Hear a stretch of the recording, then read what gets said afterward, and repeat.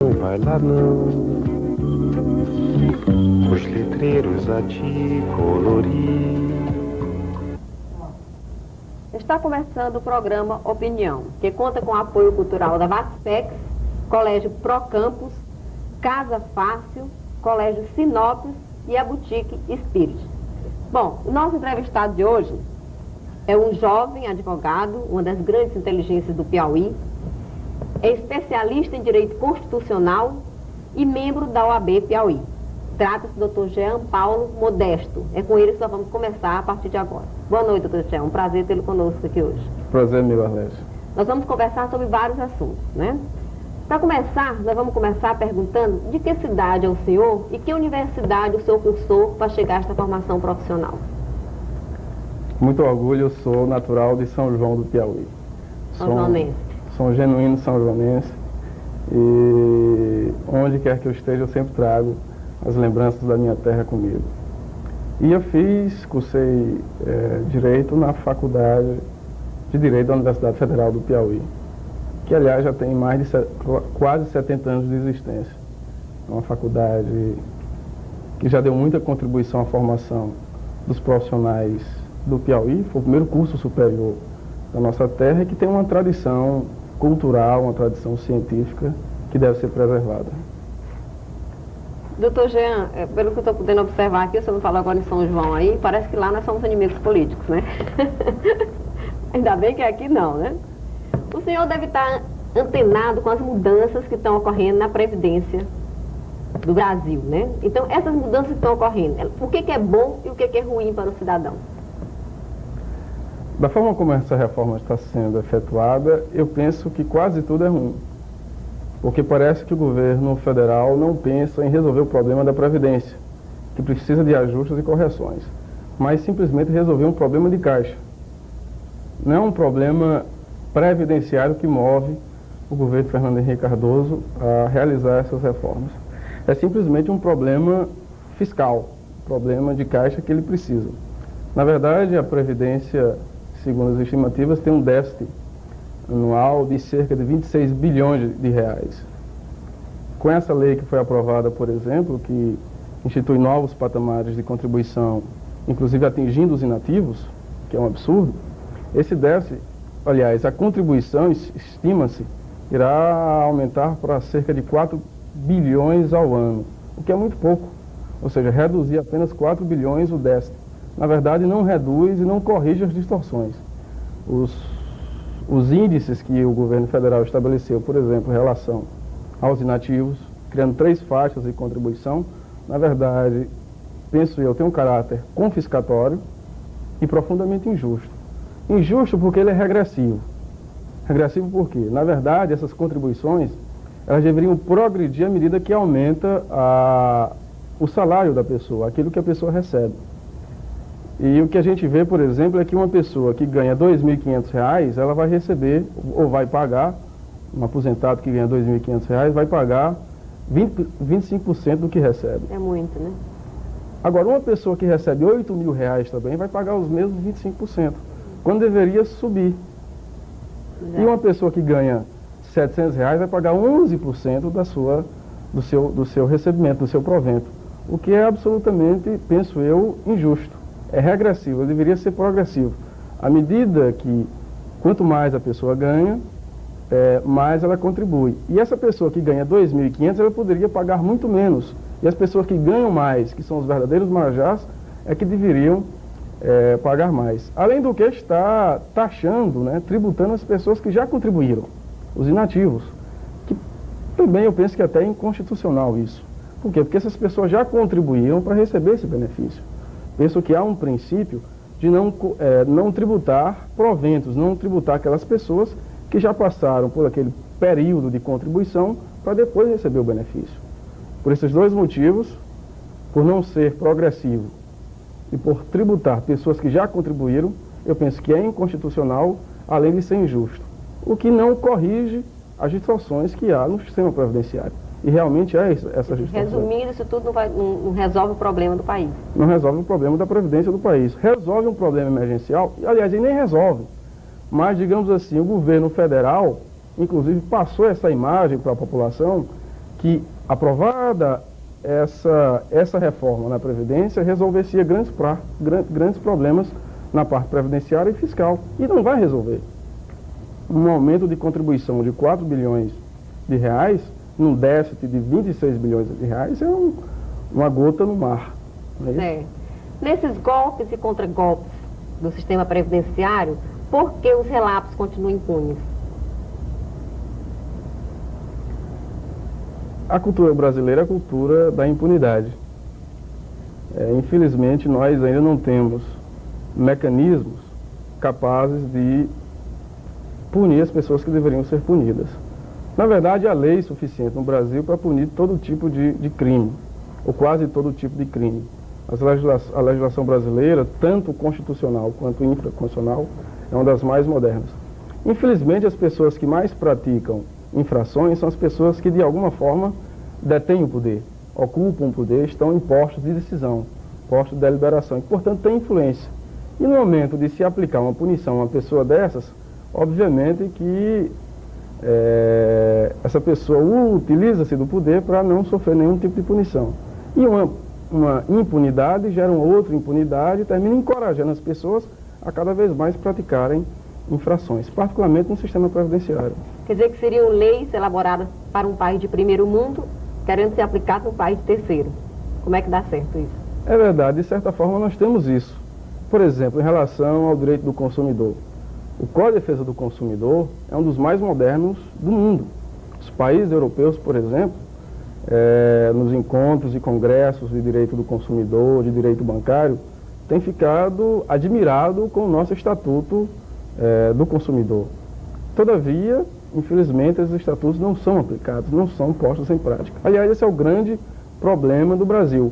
Como colocar em prática vários dispositivos normativos, vários estatutos normativos, que resolveria grande parte dos nossos problemas.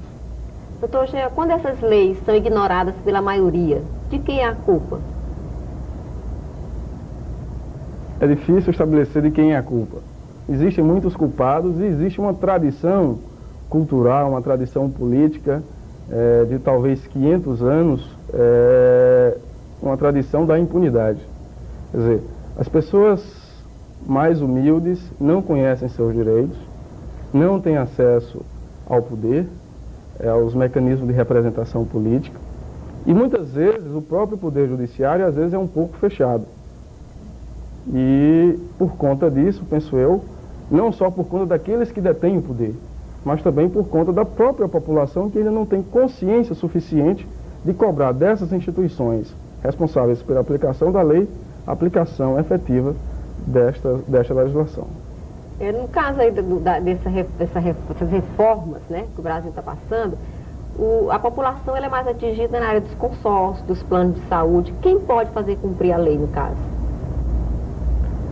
Olha, como eu falei, a nossa legislação relativa ao direito do consumidor ela é muito avançada. Ela estabelece algumas instituições que devem proteger o consumidor. No caso do Piauí, por exemplo, a primeira instituição que se deve recorrer é o DECOM, que tem a função primordial de promover a defesa do consumidor, tanto individual quanto a defesa mais coletiva, quando um problema, por exemplo, atinge uma infinidade de pessoas que às vezes não dá nem para mensurar. Então, o primeiro passo que um consumidor lesado deve fazer, o primeiro organismo que ele deve procurar é o DECOM. Se caso o DECOM não consiga, de alguma forma, por deficiência na sua estrutura, por falta de pessoal, fazer com que aquele direito do cidadão, do consumidor, seja respeitado, ele deve procurar então um advogado. Constituir um advogado para que o advogado cobre em juízo aquele direito que está sendo lesado. O que é mais fácil para o consumidor? Ir direto ao DECOM ou procurar um advogado? O que é mais seguro para ele? Os advogados, em geral, cobram preços para poderem exercer seus trabalhos, para prestar seus serviços. Cobram honorários e vivem disso. Então, se nós pensarmos numa população como a nossa, onde a maioria é pobre, certamente que essas pessoas têm que recorrer ao DECOM, que é um órgão do Ministério Público e, como tal, tem a função constitucional de promover a defesa da lei, de lutar pela defesa da lei. No caso específico, relativo aos consumidores. Um advogado é um profissional habilitado, qualificado, luta pelo direito do seu cliente, mas como eu falei, numa sociedade onde a maioria da população é pobre, fica praticamente impossível você aconselhar uma pessoa nessas condições a procurar um advogado. Certamente que as pessoas de classe média ainda dispõem de condições suficientes para constituir um advogado para que preste seus serviços em defesa de alguém lesado. Baseado em que o advogado cobra seus honorários? Olha, Existe uma tabela, como existe na classe médica? Existe uma tabela de honorários. Essa tabela é estabelecida pelo Conselho da OAB. Existe, na verdade, um preço mínimo que os advogados devem cobrar quando são contratados. Qualquer pessoa, inclusive, pode chegar até a OAB, a sede da OAB, e solicitar uma tabela de preço. Agora, uma coisa interessante é que a OAB, na verdade, ela estipula o preço mínimo de cada causa. Aquilo que minimamente o advogado deve cobrar para poder aceitar um compromisso profissional desse tipo. Ocorre que muitas vezes a gente percebe colegas que cobram um preço inferior a esse, dadas as condições do nosso mercado. Às vezes as pessoas são tão carentes em procurar um advogado que nem a tabela da OAB, que é uma tabela mínima, às vezes pode ser cobrada. A gente desconhece que existe essa tabela, né? É verdade. Tudo que o advogado fala, aceita. É verdade. Tem que livrar a pele, né? Tem que procurar um advogado, não sabe quanto custa. É verdade. Quanto deve custar, né? Agora, existe um outro órgão que também deriva da própria Constituição Federal, que se chama Defensoria Pública. Este órgão é exatamente encarregado de promover a defesa em juízo daquelas pessoas necessitadas, das pessoas que não dispõem de condições para pagar um advogado. Essas pessoas devem procurar a Defensoria Pública, as pessoas que não têm condições financeiras de constituir um advogado, e que com certeza será indicado um defensor para promover a defesa de um cidadão qualquer. Doutor Jean, o senhor é membro da OAB, né, da Comissão de Direitos Humanos, se não me engano, não é isso? Isso. O que essa entidade pode fazer, quais as dificuldades que ela enfrenta para providenciar o cumprimento dessas normas jurídicas? Olha, a OAB ela é uma instituição que não tem a função apenas de defender os interesses dos advogados. Não é uma mera corporação. Ela é uma instituição de previsão constitucional. Quer dizer, no organograma constitucional está ali estabelecido entre suas instituições, as instituições brasileiras, a Ordem dos Advogados do Brasil. Portanto, é uma instituição que tem legitimidade, que tem previsão constitucional. Quais são as atribuições fundamentais da OAB? Lutar pelo Estado Democrático de Direito. Ou seja, lutar para que as próprias normas constitucionais sejam obedecidas. E, aliás, a OAB nunca tem se furtado essa sua missão.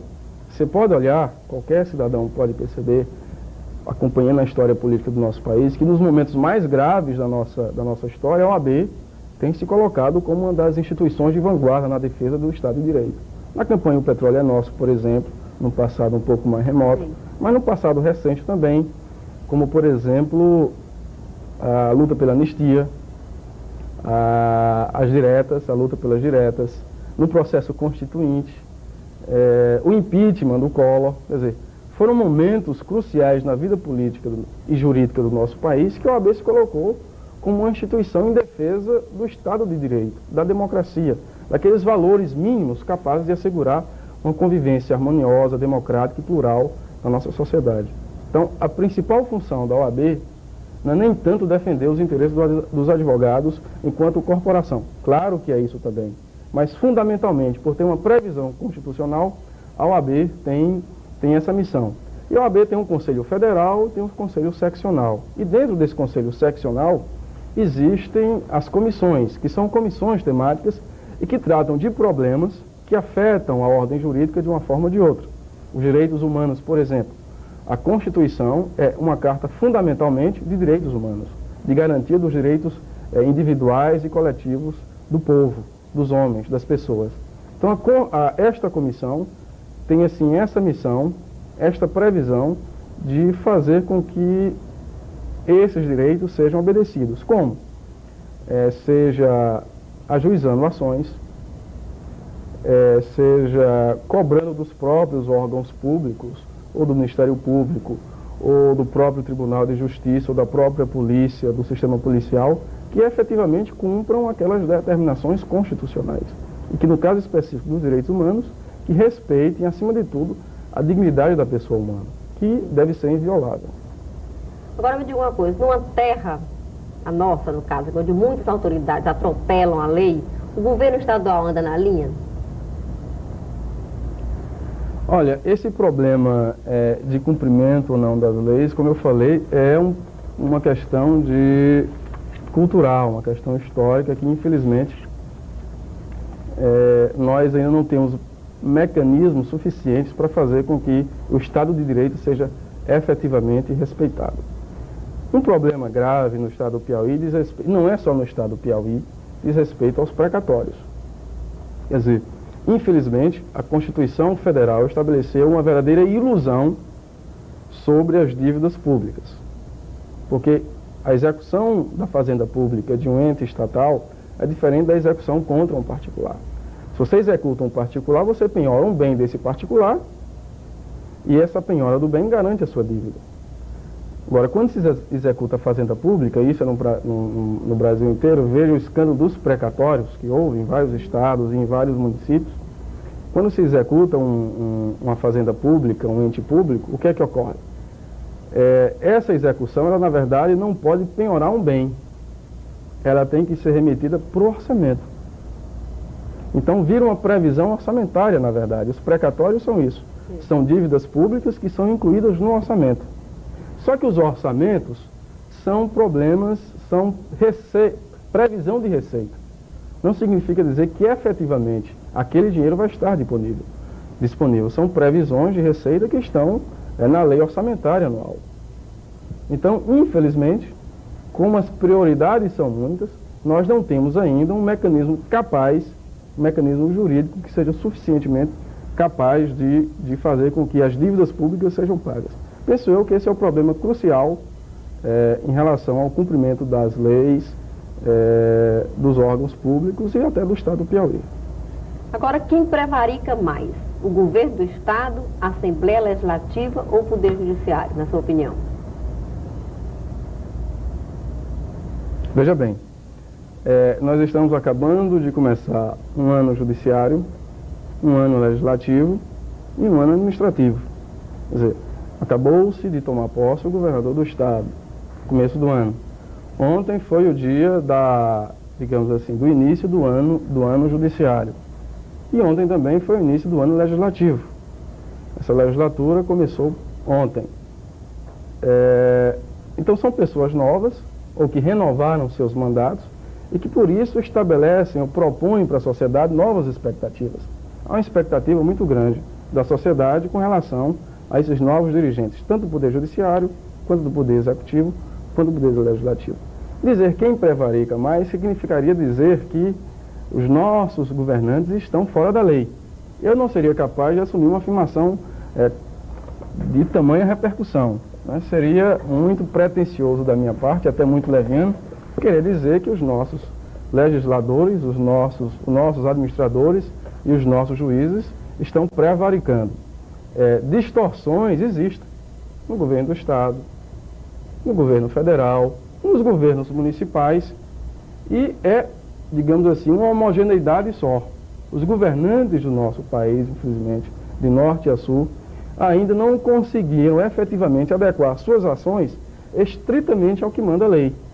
É uma questão de cultura política que, com os tempos, essas coisas, essas distorções, esses vícios vão sendo corrigidos. Mas, acima de tudo, é necessário que o cidadão tenha consciência de que possui direitos e que os nossos administradores possuem deveres, responsabilidades públicas e que esses cidadãos têm como cobrar desses governantes, sejam qualquer um dos poderes, o cumprimento efetivo das normas.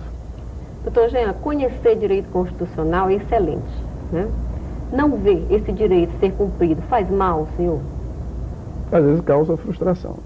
Esse tema é interessante porque nós estamos no 10º ano da Constituição Federal, que é uma Constituição cheia de promessas. O saudoso Ulisses Guimarães denominou de Constituição Cidadã, em virtude das grandes promessas que o texto constitucional traz para as pessoas, para a sociedade, para os cidadãos brasileiros. Na verdade, a Constituição é um grande pacto político, social, econômico e cultural também da sociedade brasileira, estabelecendo ali as diretrizes fundamentais. Quer dizer, como é que o governo deve encaminhar a sociedade, como é que o governo deve encaminhar o Estado, como é que o governo deve, enfim, gerir as coisas públicas. O governo nas 3 esferas, federal, estadual e municipal. Mas veja bem, a Constituição não é apenas um direito do Estado, estritamente falando, dos organismos estatais. A Constituição também prevê as atividades dos particulares, não estatais. E talvez o grande problema de não se efetivar a Constituição seja talvez a quase que absoluta ignorância da maioria da população sobre essas promessas constitucionais. E esse é que é o grande problema, e eu acho que a maior contribuição que um jurista, que um advogado hoje no Brasil pode dar para esse país é lutando pelo efetivo cumprimento da Constituição, para que a força normativa dessa Constituição, desse estatuto, dessa promessa constitucional se transforme em realidade, seja capaz realmente de normatizar a vida social, a vida política, a vida cultural, a vida econômica do nosso país. Quer dizer, penso que esse é o nosso grande dilema. Ou a Constituição é um mero texto de enfeite, que, portanto, irá provocar frustração nas pessoas, desiludidas porque não passaram de promessas vãs, ou então a Constituição adquire uma consistência no mundo jurídico de tal forma que, de fato, ela vire uma realidade constitucional. Doutor Jean, nós sofremos de um mal horrível, né? O bacharel de Direito, ele é chamado de jurista logo que termina a faculdade. Se mexe com tributo, vira um tributarista. Na sua opinião, isso é falta de inteligência ou uma vaidade barata? Olha, nós temos que ver 2 coisas aí. Primeiro, são as deficiências na formação universitária de uma maneira geral. Quer dizer, todos os cursos hoje do Brasil inteiro, a nossa formação de nível superior é uma formação deficitária. E eu digo deficitária porque ela ainda não está atendendo aos verdadeiros dilemas da sociedade brasileira. No meu entender, um curso superior ele não deve apenas formar individualmente o profissional, pensando apenas no futuro daquele profissional, que aquele profissional vai enriquecer. Não, ele deve formar também aquele profissional pensando nas necessidades da sociedade. Por isso que eu sou, inclusive, um defensor do ensino público, porque eu penso que a sociedade brasileira é quem precisa de profissionais qualificados. A outra questão é a profunda complexidade dos problemas de uma maneira geral. E na questão jurídica não é diferente. Quer dizer, há uma diversidade tão grande de problemas, de demandas, que você termina tendo a necessidade de se aprofundar num determinado ramo, de se tornar um especialista de um determinado sub-ramo, às vezes, uma especialização até da própria especialização. Quer dizer, hoje, nenhum advogado consegue abarcar com segurança suficiente para desempenhar a sua profissão todos os ramos do direito. Nem mesmo aqueles que digam sou advogado publicista, porque é uma infinidade tão grande de problemas no direito público, de ordem constitucional, tributária, administrativa, financeira, que você, às vezes, o profissional às vezes não tem como tomar de conta de tudo isso. Então, o próprio mercado trata de exigir dos seus profissionais um certo grau de especialização. O que não significa dizer que esse profissional deva esquecer as demais áreas do direito. A formação básica, aquela formação dos conceitos primordiais do direito civil, do direito constitucional, do direito penal, eles são fundamentais para a atuação profissional. Até porque esses problemas muitas vezes estão interrelacionados. Quer dizer, um problema de ordem econômica termina virando um problema de natureza penal. E se a pessoa não tem uma noção desses 2 ramos do direito, ela termina se emaranhando e complicando a vida do seu constituinte. Agora, para encerrar esse bloco, gostaria que o senhor colocasse sua opinião. O senhor acha que o presidente Fernando Henrique Cardoso foi desonesto com o povo brasileiro depois desse segundo mandato, logo depois de reeleito, dessas novas medidas? De um ponto de vista sim, de um ponto de vista não. Particularmente para mim, ele não foi desonesto. Porque eu tinha plena consciência que o projeto do Fernando Henrique Cardoso é esse que está aí. Agora eu penso que mais desonesto do que o presidente foram certos meios de comunicação. Por quê? Porque não permitiram que essa sucessão presidencial fosse devidamente debatida por todos os setores da população. A Rede Globo, por exemplo, infelizmente, não permitiu um grande debate nacional sobre a sucessão presidencial e sobre a crise que já se anunciava naquela véspera. Né? Isso.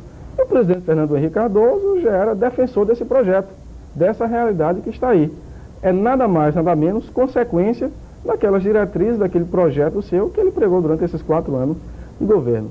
Então, para aquelas pessoas que não tiveram acesso ao debate, foi um calote, um estelionato eleitoral. Para aquelas pessoas que tinham consciência disso, na verdade, foi a confirmação das suas previsões. Né?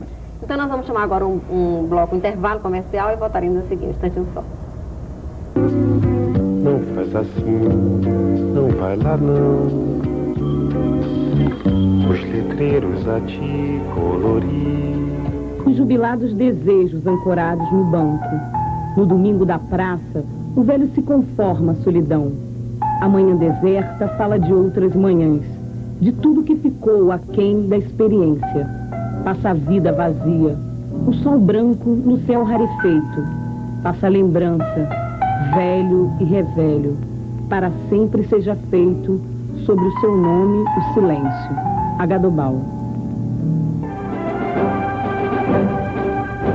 Da história da independência do Brasil, onde estados vacilavam entre a autoridade do príncipe Dom Pedro e a da corte lisboeta, o Piauí tem 3 históricas datas de apoio à causa do Grito do Ipiranga, em 1822.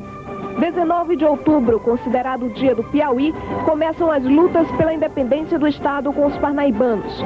A segunda data é 24 de janeiro, já no ano de 1823, na cidade de Oeiras.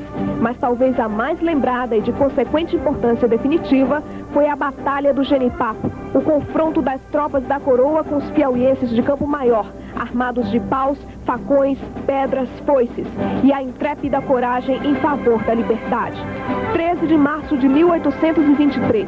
Aos heróis da Batalha do Genipapo, a lembrança que aos dias históricos a pátria nos traz.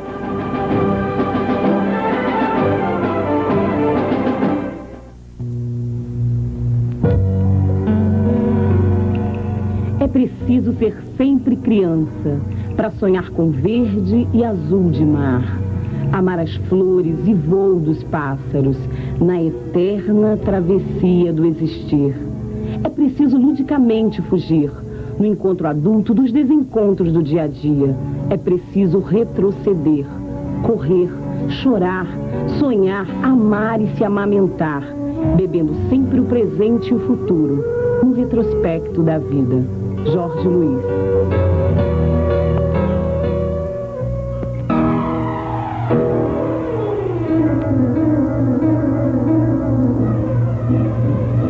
Respeitar a natureza é o mínimo que podemos fazer pela humanidade.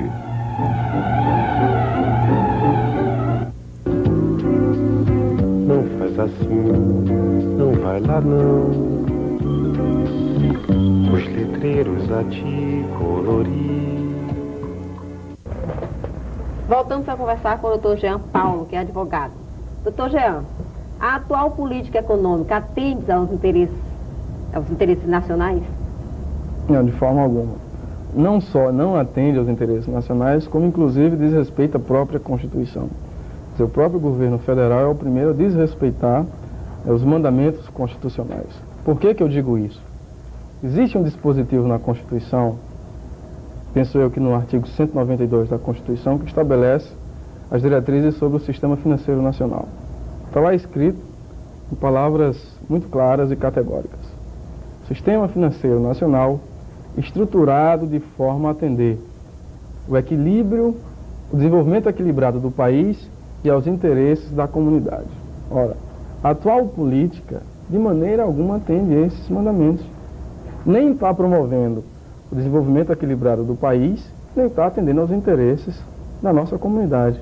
Portanto, é um flagrante desrespeito à nossa Constituição. E eu digo mais, que o Supremo Tribunal Federal, os nossos ministros, deveriam ter a coragem de barrar os planos econômicos quando eles fossem inconstitucionais e não admitir as chantagens do governo dizendo que a única alternativa não. Nunca existe só uma alternativa em matéria política. Sempre existe mais de um caminho. Penso que o Lula, por exemplo, que inclusive ontem estava no programa televisivo, apresentava uma alternativa, um caminho.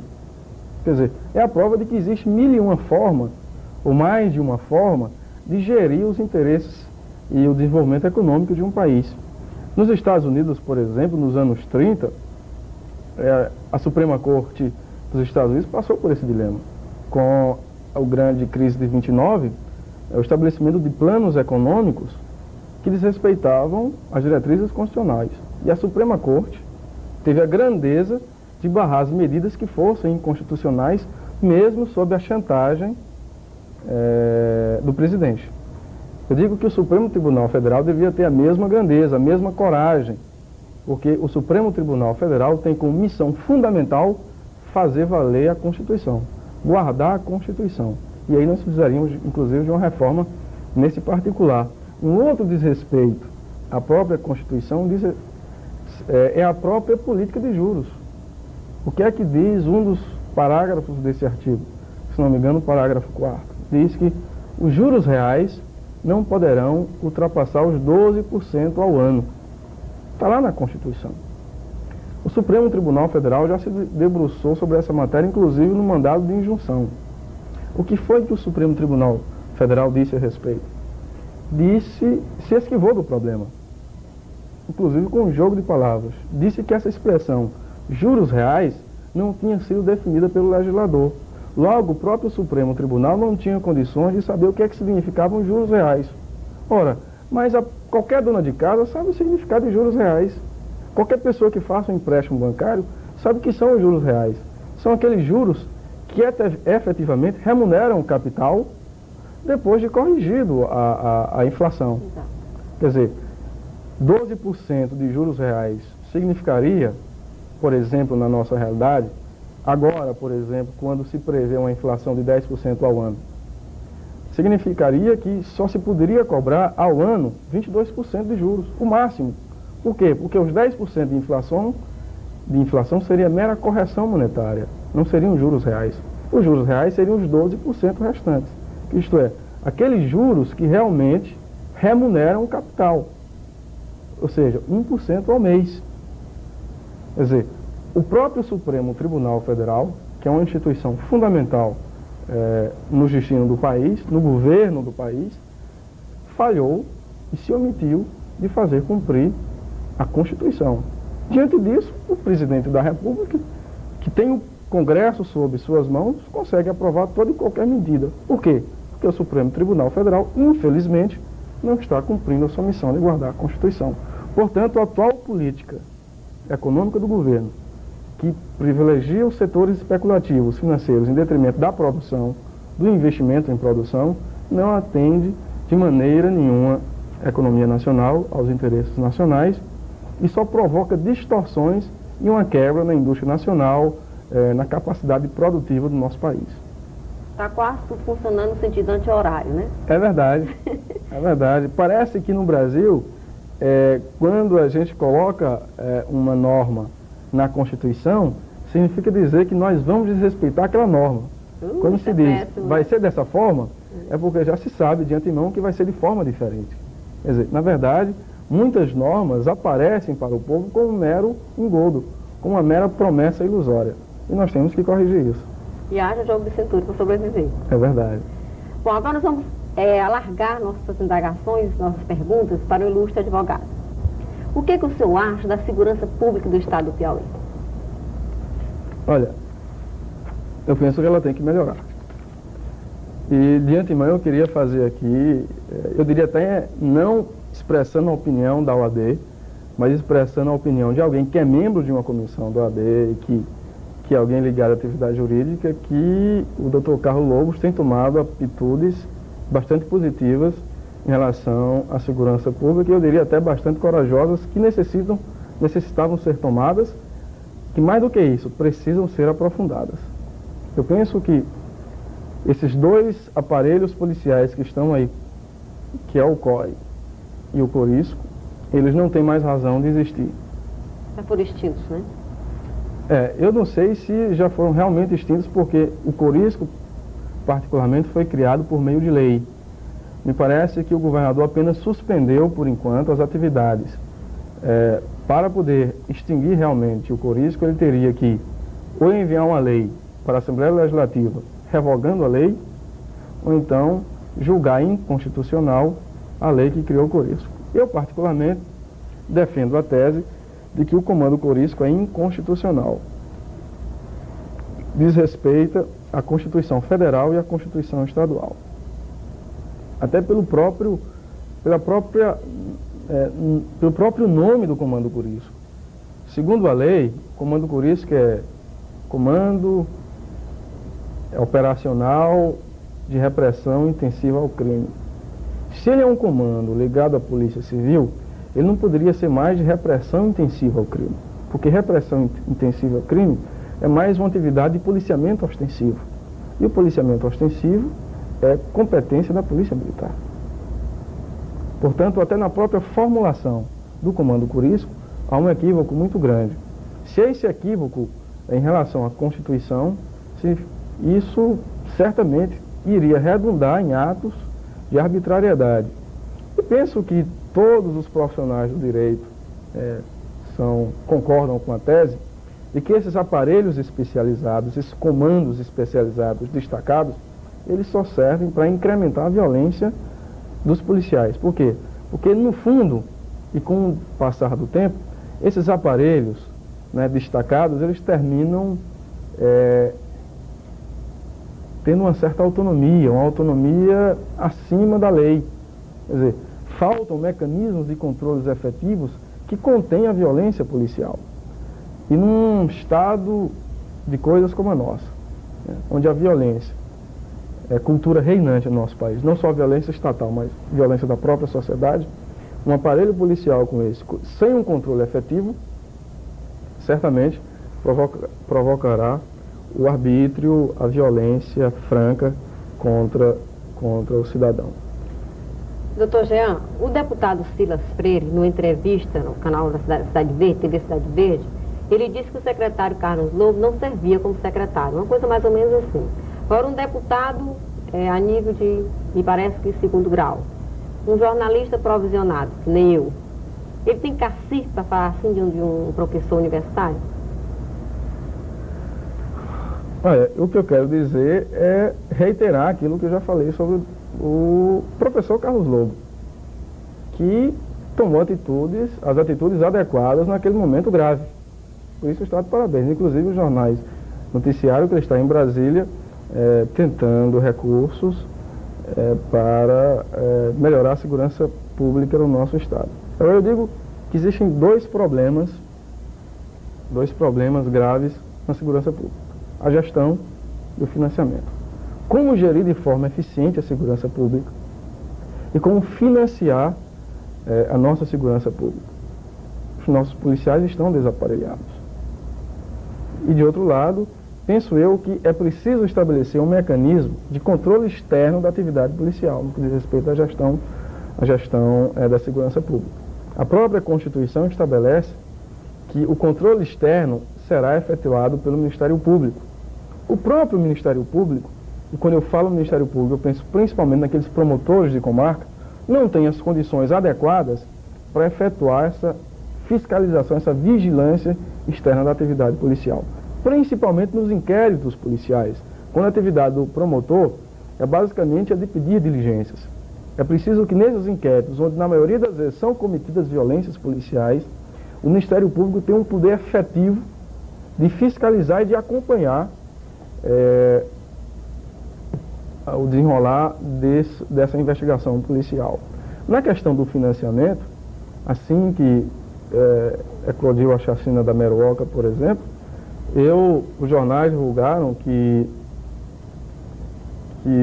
o governo estava estudando uma forma de fazer com que os recursos arrecadados pelo Detran fossem viabilizados para a segurança, para o policiamento, para a segurança pública. Eu penso que é uma boa alternativa de encontrar recursos disponíveis, porque o DENTRAN, segundo dizem, é um dos órgãos que mais arrecada no nosso estado, para reaparelhar o nosso policiamento.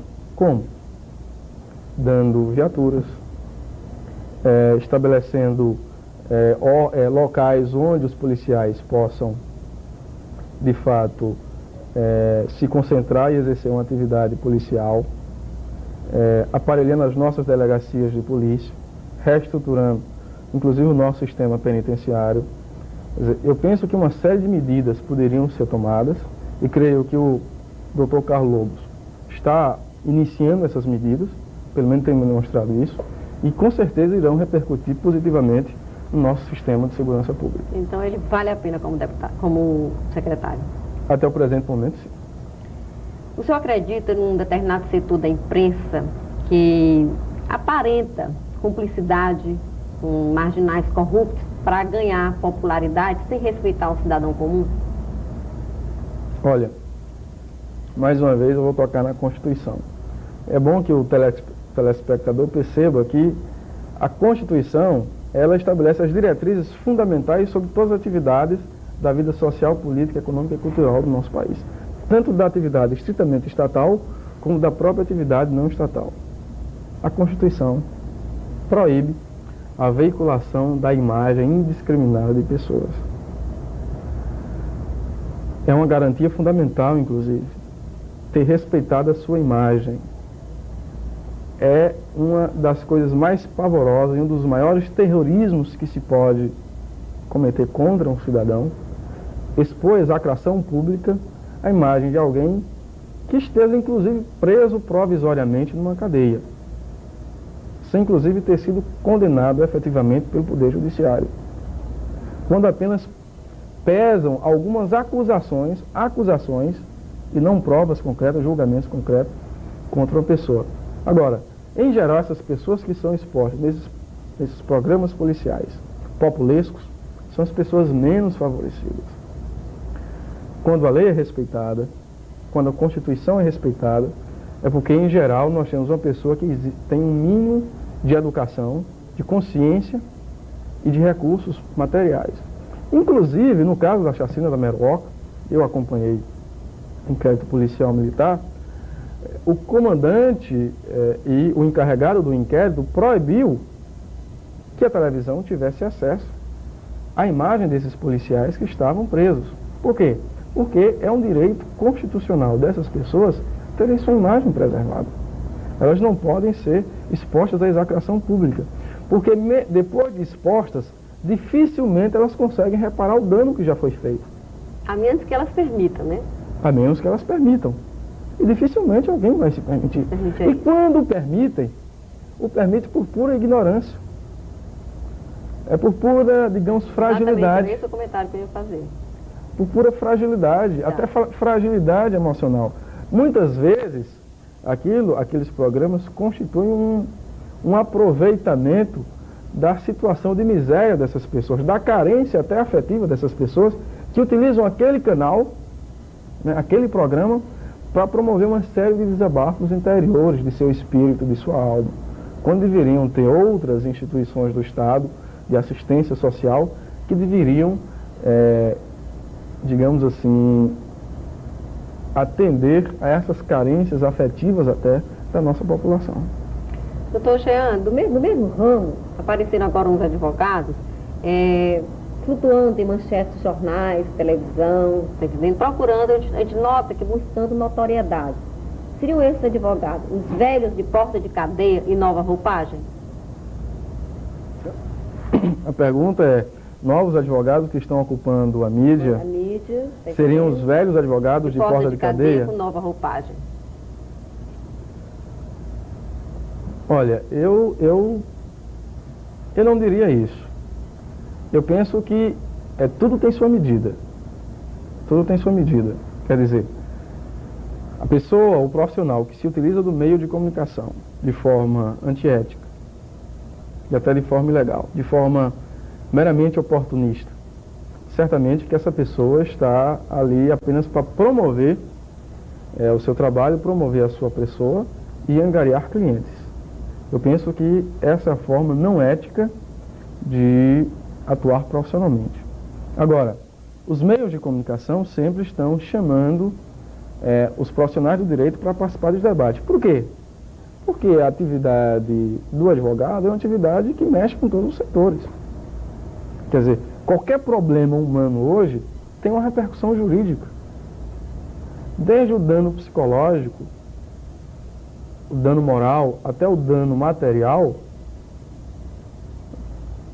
tudo isso, todo e qualquer evento humano, praticamente hoje, tem uma repercussão jurídica. Por isso que os advogados estão sempre ocupando os meios de comunicação, estão sempre debatendo problemas. Agora, repito, esses problemas devem ser debatidos de forma ética e respeitosa, jamais de forma apelativa, jamais expondo de forma deselegante, eu diria, pessoas, casos, e jamais com o intuito puro e simples de angariar clientes. É isso. Em toda profissão existem bons advogados e maus advogados, quer dizer, bons jornalistas e maus jornalistas. Quando um advogado ele vai defender um réu praticamente confesso, né, como é o caso de muitos aí, ele esquece um pouco o lado ético, só pensa na conta bancária? Não. Se alguém faz assim, não deveria fazê-lo, deveria proceder de forma ética. O que é que a Constituição garante? Novamente, a Constituição Federal. A Constituição garante que todos têm direito à defesa. É um direito constitucional. Se alguém é condenado sem que lhe seja dada a oportunidade de defender-se, esse processo pode ser totalmente anulado e aquela condenação não valer de nada. Então, é um direito de cada cidadão, de cada jurisdicionado, ter uma defesa técnica. A defesa efetuada por um profissional habilitado, inscrito na OAB e com todas as prerrogativas da advocacia, inerentes à advocacia, ao exercício dessa, às vezes, duríssima profissão, mas muitas vezes também honrosa. Quer dizer, se o profissional pensa apenas em sua conta bancária, ele não só está atentando contra a Constituição, contra a lei, contra o Estatuto da OAB, quanto está desrespeitando o seu próprio cliente. Porque se o réu é confesso, e se ele assume a sua culpa, ele não quer simplesmente que o advogado vá se locupletar, se enriquecer, mas ele quer que seja respeitado o devido processo. Que ele seja condenado, mas na exata medida do que manda a lei, do que permite a lei. Porque às vezes o réu é confesso, e muitas arbitrariedades ainda assim são cometidas contra um réu, contra uma pessoa acusada. Portanto, é indispensável que haja sempre um profissional do direito, mesmo que sabendo que aquele réu vai ser condenado, mas para garantir que as normas, que os procedimentos, que as formalidades e que os direitos sejam todos eles respeitados. É porque a gente observa assim, para marginais de luxo, aparecem, entre aspas, os advogados famosos. E quando o marginal é pobre, quem que vai defender? Qual seria o meio de defesa dele? É a Defensoria Pública. Seria a Defensoria Pública. Aliás, nesse particular, eu gostaria de fazer uma observação em relação ao governo federal. A Defensoria Pública, inclusive, é uma atividade indispensável à administração da justiça. Ela deve existir porque todo mundo tem direito a um advogado. Se todo mundo tem direito ao advogado e algumas pessoas não podem pagar advogado, então o Estado tem que financiar esses advogados, que é a Defensoria Pública. Existe a Defensoria Pública da União. Existe, inclusive, uma lei complementar que estabeleceu a Defensoria Pública da União, criou os cargos, etc. Só que esse concurso para defensor público da União nunca foi realmente efetivado. Inclusive, foi nomeado o chefe da Defensoria Pública da União, o defensor-geral da União, sem que os cargos dos defensores de carreira, aqueles que estão efetivamente atuando, fosse feito o concurso. Quer dizer, nomeou-se um cargo de comissão, nomeou-se o general, mas não se constituiu o seu exército para defender o povo em relação às questões federais. Muitas vezes as pessoas são processadas na Justiça Federal e tem que ser constituído um advogado particular, porque não existe uma Defensoria Pública da União. E também a nível estadual seria necessário a realização de um concurso para preencher todas as comarcas de defensores públicos estaduais. Bom, nós vamos para um outro break e voltaremos a seguir, um instantinho só.